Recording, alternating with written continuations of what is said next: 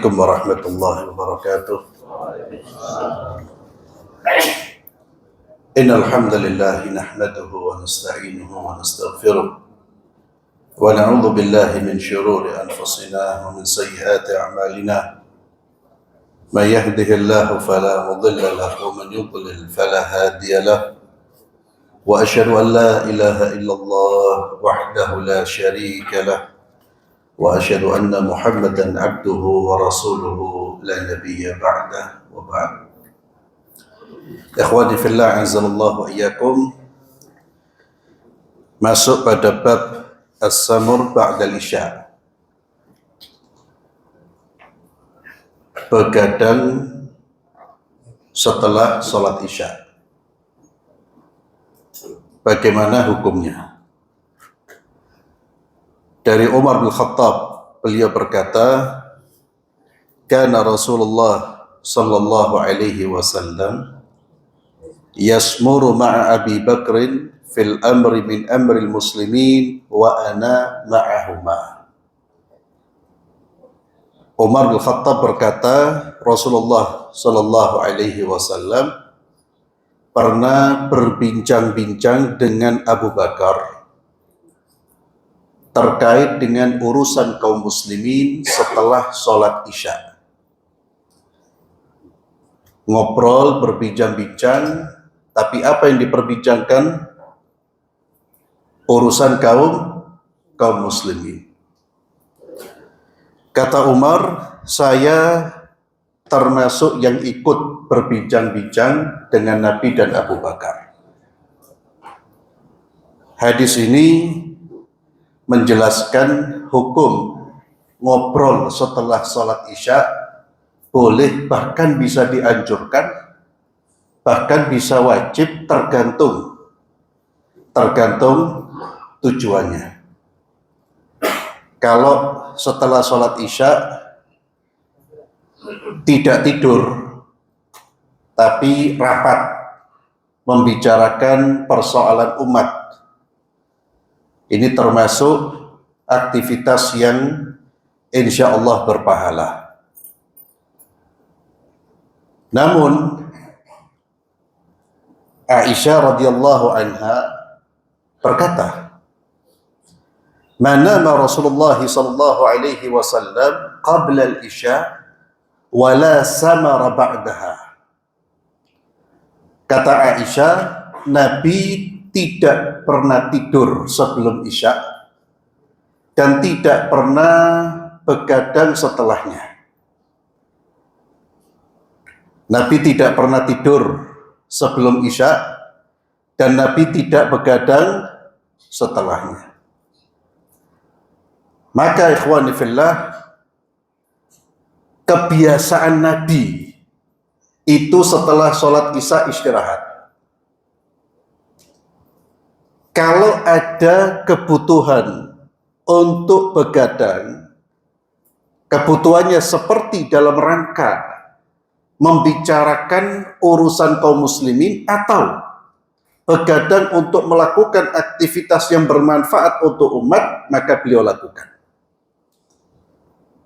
Tapi jika tidak ada kemaslahatan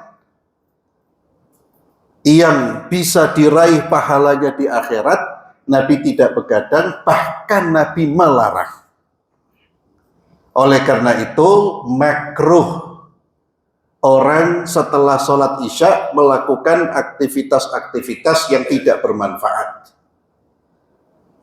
Maka dianjurkan setelah isya kita istirahat. Bagaimana hukumnya kalau setelah sholat isya main gaplek sampai subuh? Ya, silakan dijawab. Ya. Jadi yang nggak bermanfaat saja makruh, nggak bermanfaat. Ya, duduk ngobrol, ya, sama, ya nggak ada manfaatnya. Tapi kalau ngobrol bermanfaat, umpamanya dengan keluarga, dengan istri, dengan anak, ya, untuk mengakrabkan suasana karena bapaknya dari pagi keluar, tidak ketemu istri, tidak ketemu anak, ketemunya waktu malam, duduk bareng ngobrol. Ya, karena hubungan orang tua, terutama ayah dengan anak itu harus terjalin, jangan terputus.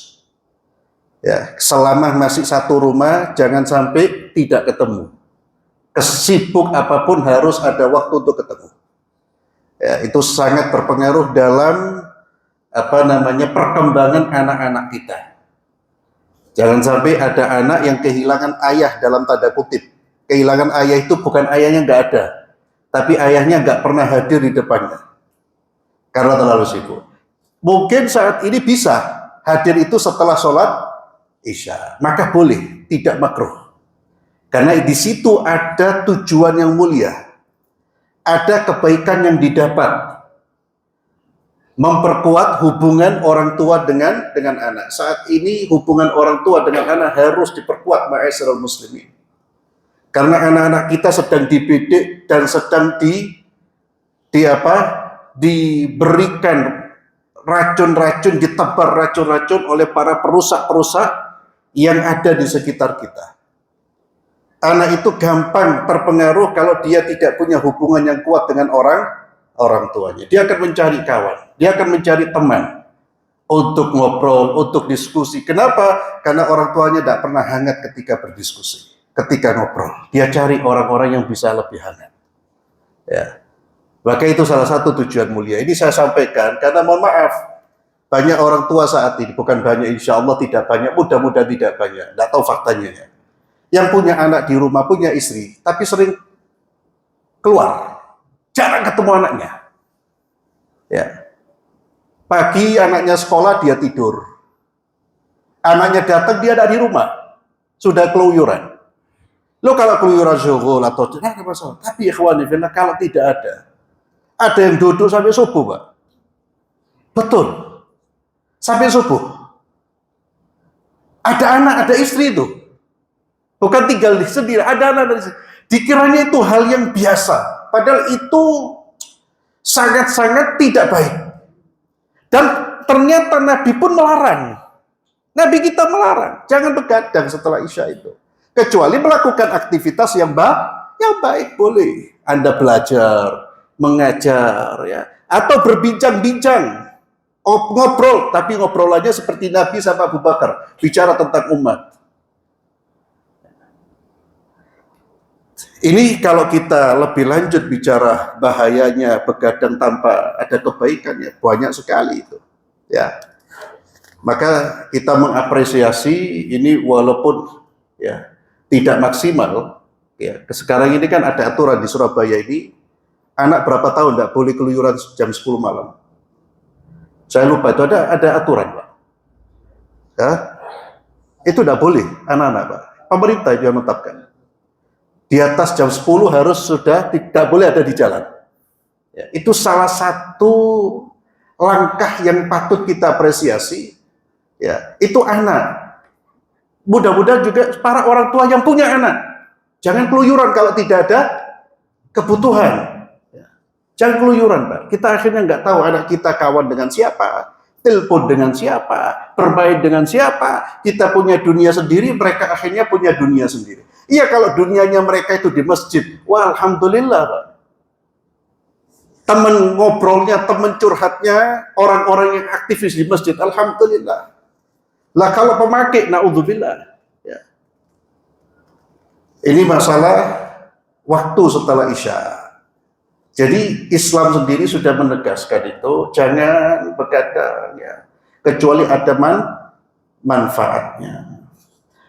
Kemudian, maka perkataan Aisyah ini tidak bertentangan, walaupun secara yang nampak itu bertentangan. Nabi tidak pernah begadang setelahnya. Umar mengatakan pernah, karena Aisyah itu hanya menyampaikan informasi yang Aisyah tahu. Sedangkan Aisyah itu lebih banyak di rumah, tidak selalu menyertai Rasulullah Sallallahu Alaihi Wasallam. Maka perkataan Aisyah, wala samara ba'daha. Nabi tidak begadang setelahnya, tidak ngobrol, tidak. Ya, begadang ngobrol sampai terlarut malam, hal-hal yang sia-sia tidak dilakukan oleh Nabi. Wala samara ba'daha. Tapi Umar mengatakan Nabi ngobrol setelah sholat Isya. Umar menyampaikan apa yang dialami bersama Nabi, Aisyah menyampaikan apa yang selalu dilihat bersama Nabi, dan masing-masing punya keterbatasan tempat. Ini sama seperti perkataan Aisyah radhiyallahu anha, Nabi tidak pernah kencing berdiri. Siapa yang mengatakan Nabi kencing berdiri, dia berdusta. Aisyah tidak berlebihan. Dia ngomong sesuai dengan yang dia lihat. Kebiasaannya Nabi duduk kalau kencing. Dan Aisyah tidak pernah melihat. Tapi sahabat yang lain pernah melihat Nabi kencing berdiri. Aisyah itu kan tidak selalu menyertai Nabi. Dan terkadang Nabi tidak berada di rumah bersama dengan Aisyah, tapi dengan istri-istri yang lain. Jadi kalau ada perkataan Aisyah yang bertentangan dengan statementnya sahabat, jangan dibenturkan. Masing-masing punya wilayah pengetahuan tersendiri. Aisyah sesuai dengan pengetahuannya, sahabat ini ya sesuai dengan pengetahuannya. Maka dikompromikan, bukan dibenturkan. Dikompromikan, bukan dibenturkan, selama riwayat-riwayatnya sahih. Tapi kalau riwayatnya yang satu sahih, yang satu lemah, ya seluruh ulama sepakat yang sahih yang menjadi tolok ukur, yang sahih yang diterima. Kemudian dari Urwah beliau berkata, sami'atni Aisyatu wa ana atakallam ba'da al-isya al-akhirah. Faqalat ya Urayh, ala turih katibak, fa inna Rasulullah sallallahu alaihi wasallam lam yakun yanamu qablaha wa la yatahaddatsu ba'daha. Urwah berkata, Aisyah, sami'atni Aisyah, Aisyah mendengar aku ngobrol setelah Isya. Ditegur Urwah. Faqalat ya Urayh, ala turih katibak.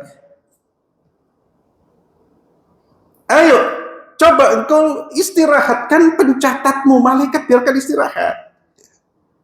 Artinya kamu istirahat toh.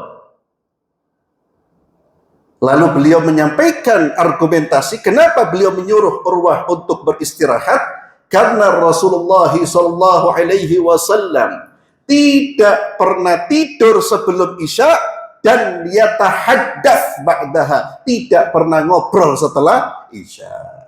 Ya, ini tidak pernah ngobrol itu ya ngobrol panjang ya. Kalau tanya ya pasti pernah. Ngobrol biasa. Yatahaddath ba'daha. Dan ini teladan dari Aisyah radhiyallahu anha. Kita ketika melihat saudara kita, sahib kita, ingatkan kalau habis Isya ngobrol ya pulang ke rumah. Ya, Nabi itu tidak pernah berbincang-bincang, dan Nabi melarang di dalam hadis yang sahih. Wa kana yakrahu an-nawmu qablaha wal hadits ba'daha.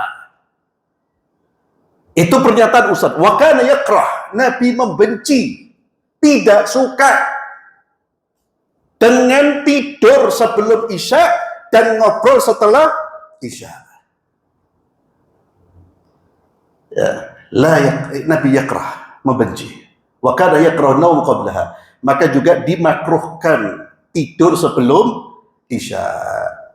Ya, antara maghrib, setelah sholat maghrib, ya bertahan, duduk, ngaji, zikir, sholat sunnah sampai Isya. Jangan tidur sebelum Isya.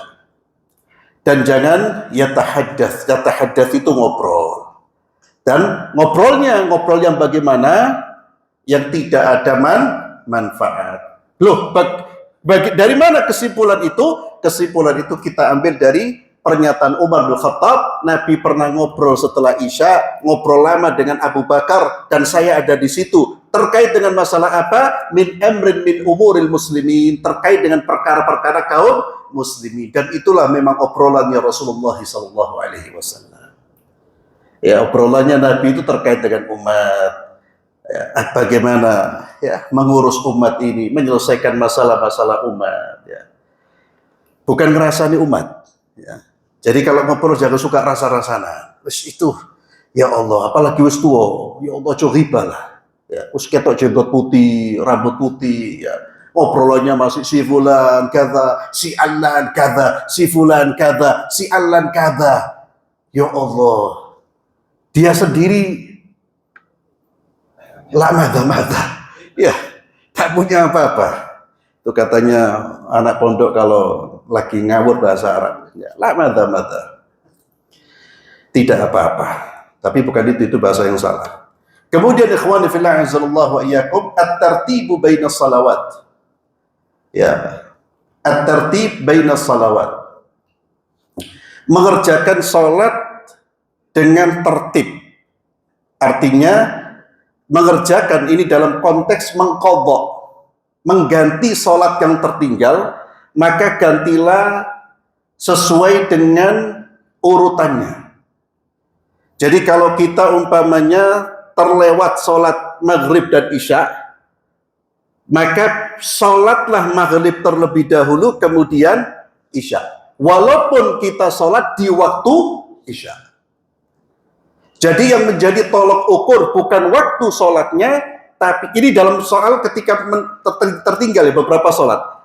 Tapi tolok ukurnya adalah urutannya. Orang ketiduran atau pingsan, subuhnya hilang sampai zuhur. Maka sebelum sholat zuhur, sholat subuh terlebih dahulu, baru sholat zuhur. Ikhwan fillah, para ulama ikhtalafa ahlul ilm. Ya, ini sebelum saya masuk ke dalam hadis. Para ulama ikhtalaf, berbeda pendapat fi tartibi qadha'il fawaid, hal huwa wajib atau mandub. Para ulama ahlul ilm mereka khilaf hukum tartibu qadha'il fawaid, mengganti salat-salat yang tertinggal itu apakah harus atau wajib berurutan atau berurutan itu mandub sunnah. Dhahab al-Hanafiyah wal Malikiyah ila wujubihi in qallatil fawaid bi an kanat salawat yawm wa layla fa aqal. Madhab Hanafiyah Malikiyah berpendapat wajib tertib berurutan jika salat yang tertinggal itu sedikit. Ya. Berapa salat? Salat yang tertinggal sehari semalam atau kurang dari itu, maka wajib tertib. Adapun Hanabila, madhab Imam Ahmad dan ulama-ulama yang mengikuti Imam Ahmad berpendapat wajib tertib secara mutlak. Walaupun sholat yang tertinggal itu lebih dari satu hari. Adapun madhab Syafi'iyah berpendapat sunnah, tertibus sholat itu sunnah. Ya. Ini madhab. Yang dicantumkan oleh penulis kitab Ma'alimus Sunnah dalam kitab ini adalah riwayat yang mendukung apa yang diamini atau diikuti oleh Hanabilah, yaitu wajib secara mutlak. Riwayat ini ikhwani fillah dari Malik dari Nafi' bahwa Abdullah bin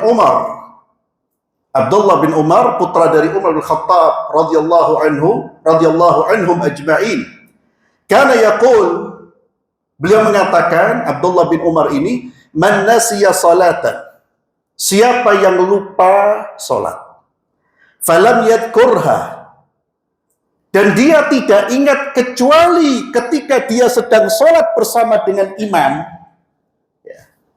fa idza sallamal imam, jika imam sudah salam, falyusalli salatal lati nasiya, maka selesai salam dia salat yang dia lupa, thumma liyusalli ba'daha al-ukhra, kemudian dia melanjutkan salat yang berikutnya. Jadi tetap mengulang salat. Ini yang dipakai mazhab Hanabilah. Ya.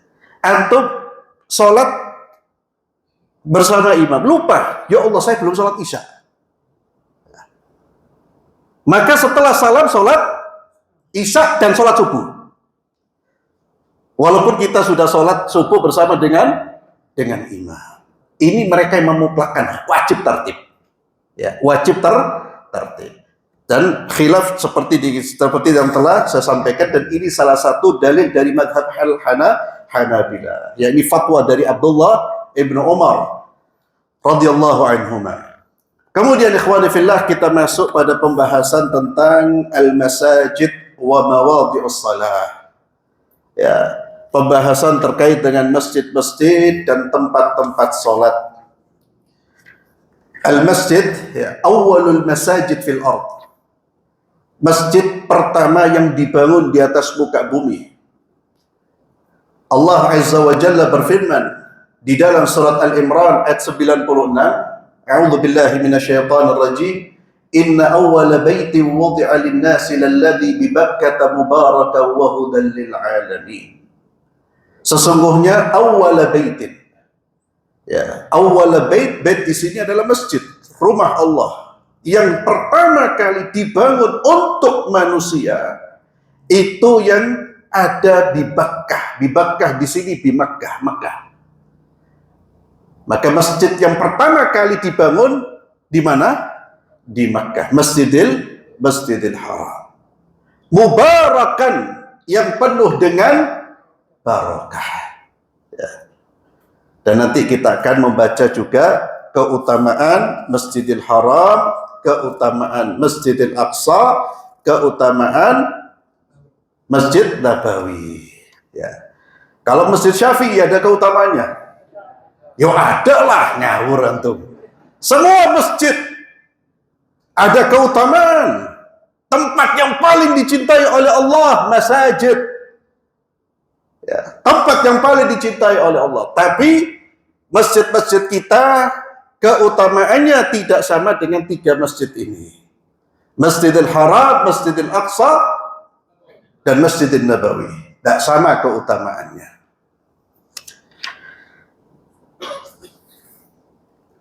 Dari Abu Dzar radhiyallahu anhu, beliau berkata, qultu ya Rasulullah, ayyu masjidin wudi'a fil ardi awwalu? Ya Rasulullah, masjid manakah yang pertama kali dibangun di atas muka bumi ini? Nabi menjawab, Al-Masjidul Haram. Masjidil Haram. Qala qultu thumma ay? Kemudian saya bertanya, kemudian masjid apa lagi ya Rasulullah? Al-Masjidil Aqsa. Qultu kam bainahuma? Berapa jarak antara pembangunan Masjidil Haram dengan Masjidil Aqsa? 40 sanatan, 40 tahun. Thumma aynama adrakatka as-salatu ba'da thumma aynama adrakatka as-salatu ba'du fasalli fa innal fadla fihi. Akhrajah Bukhari wa Muslim. Setelah Nabi menjawab, antara Masjidil Haram dan Masjidil Aqsa jarak pembangunannya 40 tahun, lalu Nabi sallallahu alaihi wasallam memerintahkan kita atau memerintahkan Abu Dzar yang bertanya, dan ini perintah untuk kita, di tempat manapun kamu berada, ketika sudah masuk waktu sholat, sholatlah. Di tempat manapun kamu berada, ketika masuk waktu sholat, sholatlah. Fa innal fadla fi, karena sesungguhnya keutamaan ada pada sholat yang dikerjakan pada awal waktu. Hadis ini ikhwani fillah menjelaskan tentang keutamaan Masjidil Haram, Masjidil Aqsa, dan hadis ini juga menegaskan akan keutamaan sholat di awal waktu dan sholat di tempat manapun. Dan ini salah satu keistimewaan umat Islam. Salah satu keistimewaan yang Allah berikan kepada umat Muhammad sallallahu alaihi wasallam yang tidak Allah berikan kepada umat-umat yang lain. Apa itu? Dijadikan bumi Allah semuanya layak untuk sholat, kecuali beberapa tempat seperti kuburan, tempat mandi, ya, tempat sampah dan seterusnya. Dulu tidak boleh sholat kecuali di tempat khusus. Ada tempat khusus. Di tempat selain tempat yang sudah disediakan, tidak boleh sholat. Tapi umat Muhammad SAW di tempat manapun, selama itu suci, sholatlah. Tidak harus di tempat khusus, tidak harus di masjid kalau kita sedang dalam perjalanan. Antum sudah masuk waktu sholat, gak ketemu atau masih jauh, umpamanya masjid, sholat di tempat manapun. Ini diantara keistimewaan umat Islam. Hadis ini ikhwani fillah dikuatkan dengan hadis berikutnya. Hadis tadi itu yang mengatakan dimanapun kamu mendapatkan waktu sholat, sholatlah. Fa innal fadla fi, dan ini sekali lagi menegaskan bahwa jangan menunda-nunda sholat. Ya, jangan menunda-nunda. Dan kita akan terhindar dari penundaan dan akan terhindar dari mengakhirkan sholat kalau kita segera sholat ke masjid. Ya, selain keutamaannya besar, banyak sekali. Ya. Sholat di masjid itu sudah memastikan diri kita tidak mungkin mengakhirkan sholat, dan kita pasti sudah mendapatkan fadilahnya sholat di awal waktu. Dan sholat di awal waktu seperti yang sudah kita baca hadisnya adalah amalan yang paling dicintai oleh Allah Subhanahu wa ta'ala. Ya, kita ini kalau hidup cari amalan-amalan dicintai oleh Allah. Itu jalan ketenangan, kebaikan, keselamatan. Apa yang dicintai oleh Allah itu yang menjadi perhatian kita. Dan salah satu amalan, bahkan amalan yang paling besar mendatangkan cintanya Allah kepada kita dalam melaksanakan sholat di awal waktu. Kemudian al-ardu masjid wa tuhur.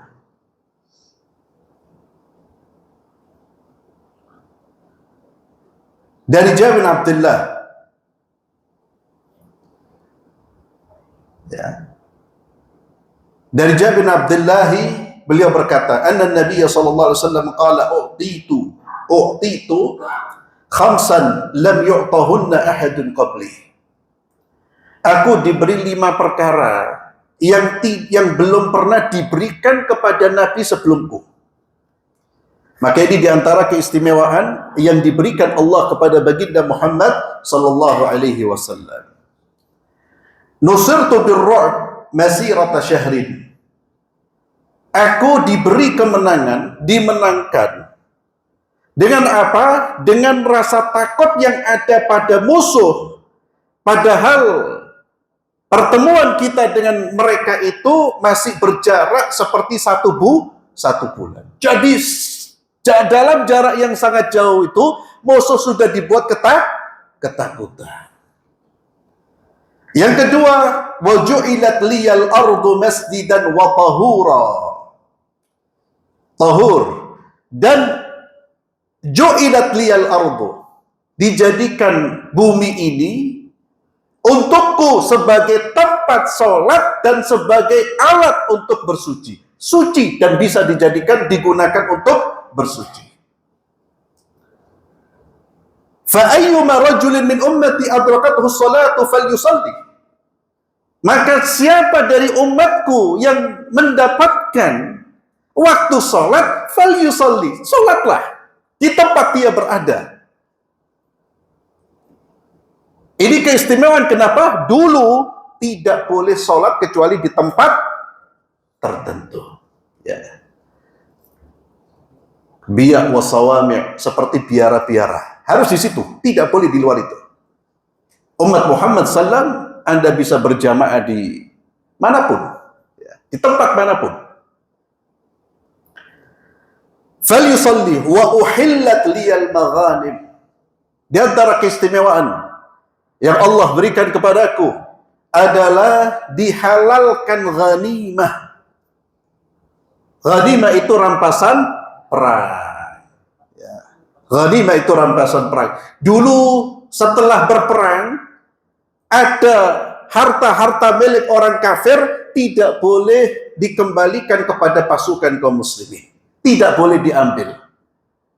Ada api yang datang yang kemudian menyambar. Adapun pada umat Muhammad SAW, kepada umat Muhammad SAW, Allah memberikan ghanaim. Ghanimah itu diberikan kepada Rasulullah dan para sahabat Rasulullah sebagai pejuang-pejuang yang ikut serta dalam peperangan. Walam tahilla li ahadin qabli. Ghanimah itu tidak halal sebelumku. Wa u'titu syafa'ah. Aku diberi syafaat. Aku diberi syafaat. Wa kana an-nabiy sallallahu alaihi wasallam yub'ats ila qaumi khassa wa bu'ithu ila an-nasi 'amma. Dan di antara keistimewaanku, aku diberi atau aku diutus ya, untuk seluruh manusia, padahal Nabi sebelumku diutus untuk umatnya saja. Adapun aku tidak hanya untuk umatnya beliau yang hidup pada saat itu, tapi seluruh manusia ila akhir zaman. Semua manusia. Wa kana nabi yub'ats ila qaumi khassah. Nabi itu diutus hanya untuk kaumnya. Wa bu'ithu, aku diutus ila nasi kafah. Untuk seluruh umat manusia. Dan hadis ini ikhwani fillah, ya, terkait selain dalam masalah ya, bahwa semua bumi itu bisa menjadi masjid bagi umat Islam, kecuali hal-hal yang dilarang nanti akan ada pada pembahasannya, tempat-tempat yang dilarang. Ya, tapi selain itu semuanya itu boleh digunakan untuk salat. Hadis ini juga menegaskan bahwa risalah Nabi kita Muhammad sallallahu alaihi wasallam li jami'il ummah, li jami'in nas, laisa lil Arab faqat. Untuk seluruh manusia, bukan hanya untuk bangsa Arab. Seluruh manusia. Dan ini merupakan bantahan kepada siapa? Kepada orang-orang yang mengatakan acaranya Nabi itu hanya untuk orang Arab zaman dulu. Sekarang sudah gak relevan. Ya. Gak relevan. Bukan untuk kita. Untuk orang Arab dulu itu. Ya. Nabi mengatakan ilan nasi amma. Kepada seluruh manusia, ya, kecuali kalau Anda merasa bukan manusia, ya memang bukan. Ya. Kalau Anda manusia Muslim, ya, Anda terkena ya kewajiban untuk menjalankan ajaran baginda Muhammad SAW. Kalau Anda Muslim, kalau Anda bukan Muslim, ya memang wajar dia tolak, ya dia belum Islam. Ya. Yang kita permasalahkan itu orang Islam. Orang Islam mengaku syahadat, sudah syahadat, tapi tidak mau diatur oleh syariatnya Nabi Muhammad sallallahu alaihi wasallam. Ya, alasannya itu untuk zaman dulu, bukan zaman sekarang. Itu untuk orang Arab saja. Loh, ini. Ya. Padahal Nabi sallallahu mengatakan wa bu'itsu ilan nasi.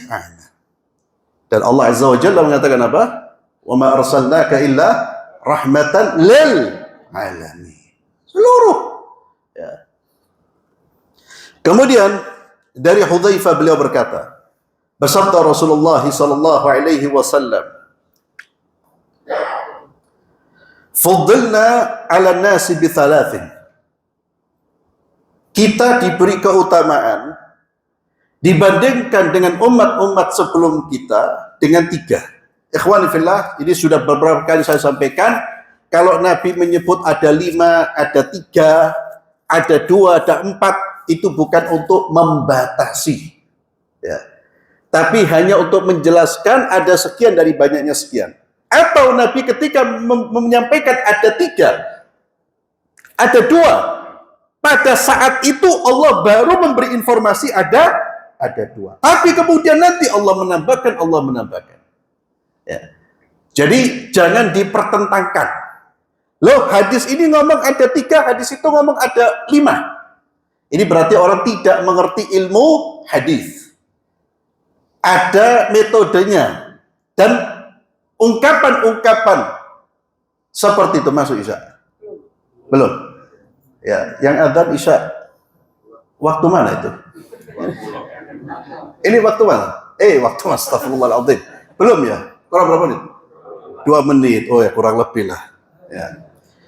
Jadi ikhwani fillah, kita baca satu hadis tadi. Tadi masalah 3, 5 itu tidak, itu bukan membatasi. Ini harus antum ingat ya, karena orang-orang yang ingin merusak agama ini, meragukan hadis itu, mereka masuk dari semua pintu, berusaha. Ya. Di antaranya ini, lihat itu hadis-hadisnya. Hadis Anda itu kontradiktif. Satu waktu Nabi ngomong ada 4 sifat orang munafik, di satu yang lain ada 3. Oh, tidak ngerti gaya bahasa orang Arab atau tidak mengerti penuturan narasi pada saat itu. Karena ada kemungkinan-kemungkinan yang memang itu bisa diterima. Kemudian ikhwani fillah, Nabi di sini menyebutkan ada 3. Yang pertama, ju'ilat sufufuna ka sufufil malaika. Dijadikan soft-soft kita dalam sholat itu seperti soft-softnya malaikat. Disyariatkan soft yang rapat rapi itu pada umatnya Nabi Muhammad SAW. Kalau dulu orang sholat di tempat dia berdiri, walaupun tidak mengisi di soft depan, itu boleh. Di syariatnya Nabi Muhammad SAW tidak boleh. Dan itulah cara para malaikat menyusun, merapikan, merapatkan soft mereka. Mereka isi row soft terdepan, dirapatkan, kemudian baru mengisi soft kedua. Itulah cara kita membentuk soft. Cara kita membentuk soft persis seperti Allah perintahkan para malaikat. Yang kedua, waju'ilat lanal ardu kulluha masjidah. Allah mengunggulkan kita dengan apa? Semua bumi ini bisa menjadi tempat sujud, tempat sholat. Waju'ilat turbatuha lana tahuran, tahur. Dan Allah jadikan tanahnya bisa sebagai alat untuk mensucikan. Suci dan mensucikan dengan catatan idza lam najidil ma. Ya. Idza lam najidil ma. Dia menjadi alat suci, tayamum yang kita tahu jika tidak ada air. Tapi kalau ada air tidak boleh tayamum, haram. Ya tidak sah. Antum mau sholat di masjid antri. Karena tidak mau antri, pengen instan, tayamum dia. Oh, ini keliru, Pak. Ya, antriose, Pak. Ya, karena tayamum itu ada caranya, ada mekanismenya. Di antaranya adalah ketika sudah tidak ada air dan tidak bisa dicari, tidak bisa didapatkan. Ya. Wallahu a'lam bishawab. Insyaallah kita lanjut pada pertemuan berikutnya. Kita akhiri dengan doa kafaratul majlis. Subhanakallahumma wa bihamdik asyhadu an la ilaha illa anta astaghfiruka wa atubu ilaik. Assalamualaikum warahmatullahi wabarakatuh.